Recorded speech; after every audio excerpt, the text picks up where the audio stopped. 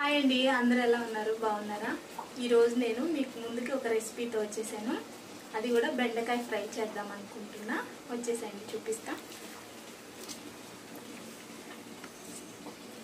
బెండకాయలు ఇట్లా స్లైస్ లాగా సన్నగా కట్ చేసుకోవాలి.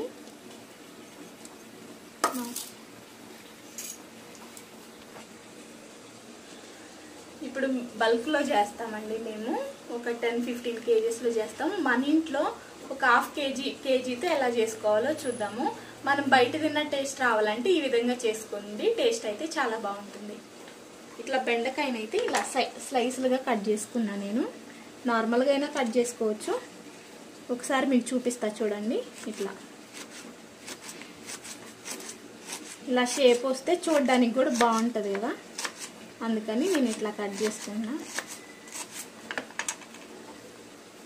ఇలా కట్ చేసుకోవాలన్నమాట. ఇప్పుడు వీటికి కావాల్సినవి పల్లీలు, కొన్ని పల్లీలు జీడిపప్పు కావాలి. డీప్ ఫ్రైకి అయితే ఆయిల్ పెట్టేసుకున్నాను. ఆయిల్ వేడవుతుంది.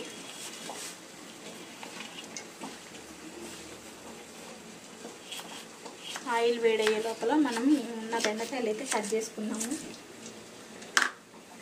ఇది సేమ్ మన క్యాటరింగ్లో పెడతారు కదా భోజనాల మీద, ఆ టేస్ట్ ఉంటుంది అన్నమాట. మనం ఇంట్లో ఎలా చేసుకోవాలనేది చూపిస్తున్నాను. సేమ్ టేస్ట్ వస్తుందండి.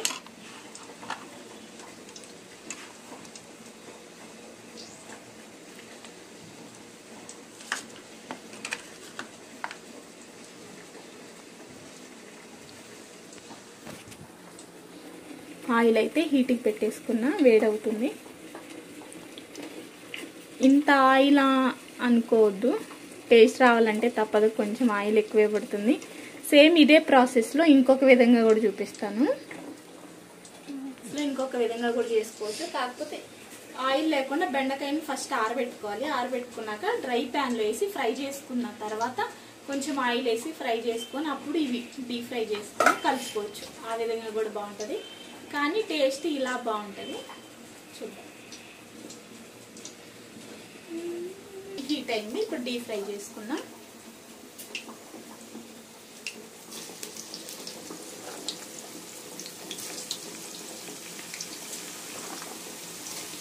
ఇలా కొద్దిగా ఫ్రై చేసుకోవాలి. అన్నీ ఒకేసారి ఫ్రై చేసుకోకూడదు, కొంచెం ఫ్రై చేసుకోవాలి.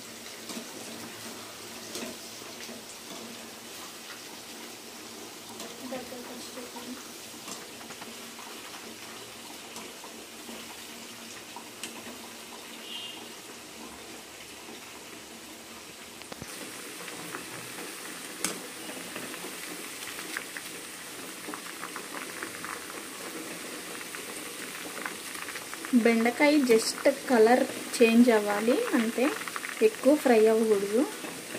దాని కలర్ అనేది పోతుంది. బెండకాయ గ్రీన్ కలరే ఉండాలి ఇట్లా, కానీ బెండకాయ ఫ్రై అవ్వాలి. ఇలా తిప్పుకుంటూ మెల్లగా ఫ్రై చేసుకోవాలి.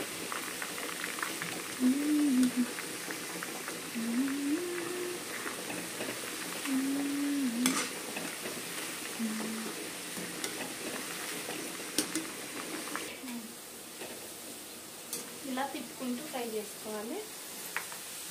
ఇదిగోండి, ఇట్లా వేగిపోయి తీసేసుకోవచ్చు. కొంచెం చల్లారాక క్రిస్పీగా అవుతాయి. అవి మాడకూడదు, వీటి కలర్ అయితే ఇలానే ఉండాలి. ఇప్పుడు తీసేసుకుందాం.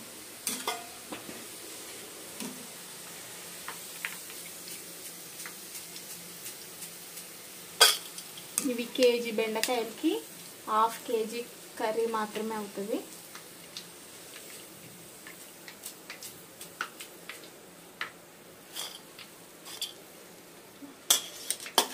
ఇవి కూడా వేసుకొని ఫ్రై చేసేసుకున్నాం.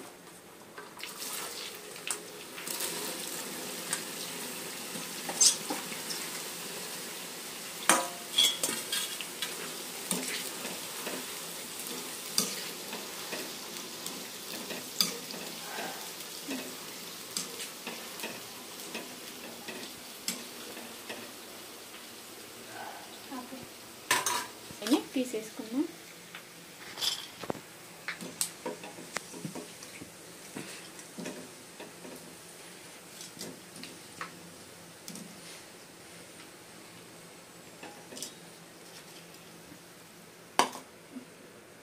ఇప్పుడు ఇదే ఆయిల్లో పల్లీలు ఫ్రై చేసుకుందాం. పల్లీలు కూడా దోరగా ఫ్రై అవ్వాలి.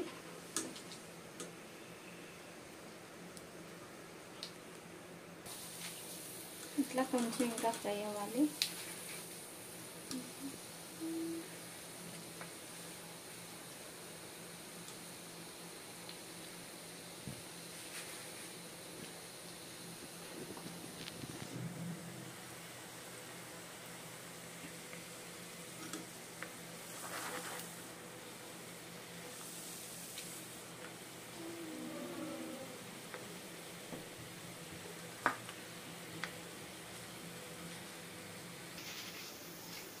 ఇవి అయిపోయినాయి, తీసేసుకున్నాం. ఇప్పుడు దీనిలోనే కొంచెం జీడిపప్పు ఆప్షనల్ అండి, వేసుకున్నా వేసుకోకపోయినా పర్లేదు, కానీ నా దగ్గర ఉన్న వేసుకున్నా.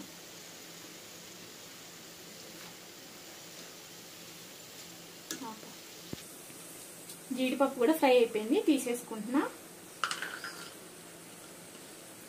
ఇదే ఆయిల్లో కరివేపాకు కూడా వేసుకుంటున్నా. ఇవ్వండి కరివేపాకు ఎక్కువ ఉంటే టేస్ట్ బాగుంటుంది.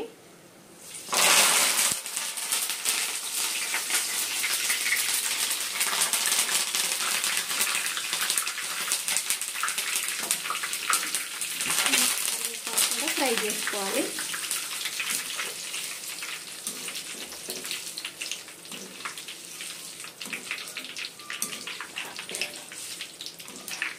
కరివేపాకు కూడా ఫ్రై అయిపోయిందండి, తీసేసుకుంటున్నాను. దీనిలో పెట్టేసుకుంటున్నాను.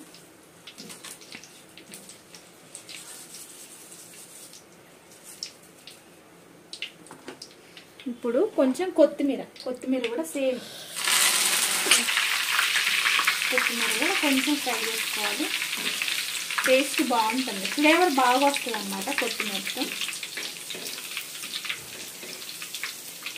ఇప్పుడు ఇది కూడా ఫ్రై అయిపోయింది. ఇలా కొంచెం క్రిస్పీగా రావాలంటే ఇది కూడా తీసుకొని దీన్ని వేసేసుకుంటున్నా.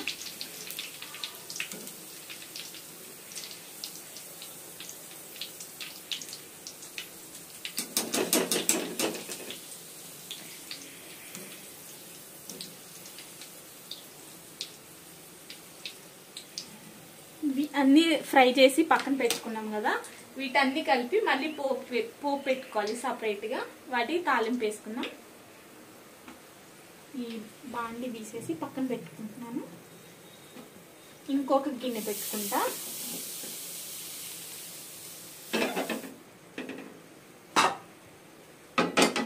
ఇంకొక గిన్నె పెట్టుకుని కొంచెమే ఆయిల్ వేసుకోవాలి. జస్ట్ కొంచెం ఈ తాలింపు వేగడానికి అంతే.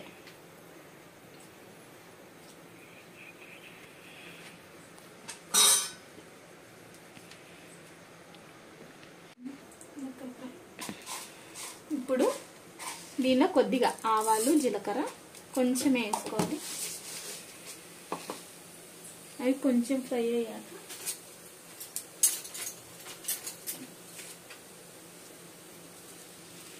వెల్లుల్లి ఇట్లా కచ్చా పచ్చగా దంచుకోవాలి. ఎక్కువ వెల్లుల్లిపాయలు వేసుకోవాలి. అది వేసుకుంటున్నా. ఇవి దోరగా ఫ్రై అవ్వనివ్వాలి. కెమెరా పైకి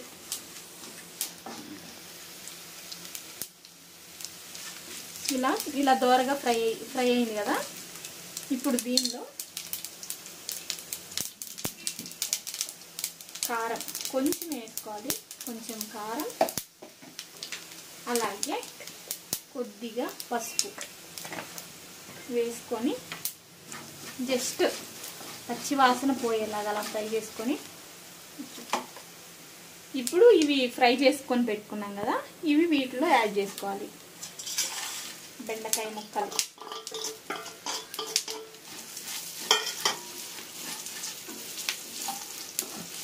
నాకైతే చాలా ఇష్టం అండి ఈ బెండకాయ ఫ్రై. నేనైతే ఎక్కువ క్వాంటిటీలో చేసుకొని 2-3 డేస్ అయినా సరే పెట్టుకుంటాను. నిలువ ఉంటుంది, 2-3 డేస్ అయినా సరే పాడవదు అనమాట, అట్లానే ఉంటుంది. ఇప్పుడు ఈ పల్లీలు, కొత్తిమీర ఇవన్నీ యాడ్ చేసుకోవాలి. జీడిపప్పు కరివేపాకు, పల్లీలు, కొత్తిమీర యాడ్ చేసుకున్నా. బాగా మిక్స్ అయ్యేలా కలుపుకోవాలి.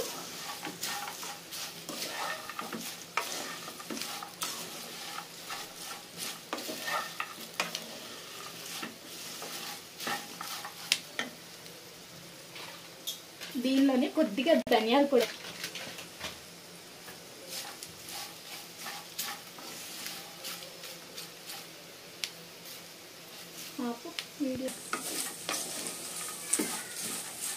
ధనియాల పొడి కూడా కొంచెం కలిసాక మెయిన్ మనం సాల్ట్ యాడ్ చేసుకోవాలి. ఇప్పుడు సాల్ట్ టేస్ట్కి సరిపడా సాల్ట్ యాడ్ చేసుకుంటున్నా.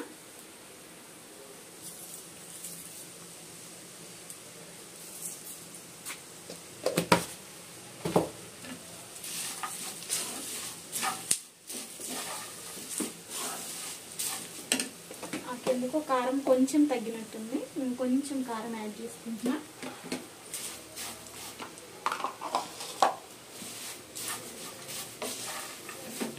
అంతేనండి, మన బెండకాయ ఫ్రై అయితే రెడీ అయిపోయింది. దీన్ని స్టవ్ ఆఫ్ చేసి బౌల్లోకి అయితే తీసుకుందాం.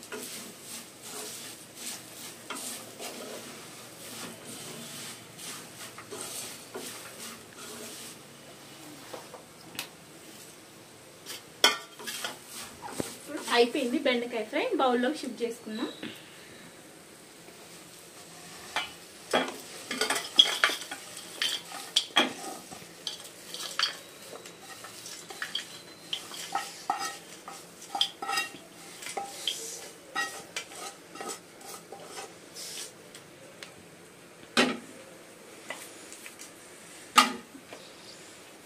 ఇంతేనండి, ఈజీగా మన ఇంట్లోనే బెండకాయ ఫ్రై ఎలా తయారు చేసుకోవాలో చూసాం కదా. ఈ వీడియో నచ్చుతుందని మీకు అనుకుంటాను. ఇంకా మీకు ఎలాంటి వీడియోలు కావాలో కామెంట్ చేయండి. ప్లీజ్ సపోర్ట్ కూడా చేయండి. ఈ బెండకాయ ఫ్రై అయితే 2-3 డేస్ అయినా పాడవదు, అలానే ఉంటుంది. సైడ్ డిష్కి, పప్పులోకైనా, సాంబార్లోకైనా, దేనిలోకైనా తీసుకోవచ్చు. ఇంకా మీకు ఇంకా ఏదైనా వంట కావాలి అంటే, నేను చూపించాలి వంట అంటే మీరు కామెంట్ చేయండి. నెక్స్ట్ వీడియోలో ఖచ్చితంగా అది చేసి చూపిస్తాను. ఇంతేనండి, ఈ వీడియో నచ్చితే లైక్ చేయండి, షేర్ చేయండి, సబ్స్క్రైబ్ చేసుకోండి. నెక్స్ట్ వీడియోలో మళ్ళీ కలుద్దాం. ఓకే, ఉంటా, బాయ్.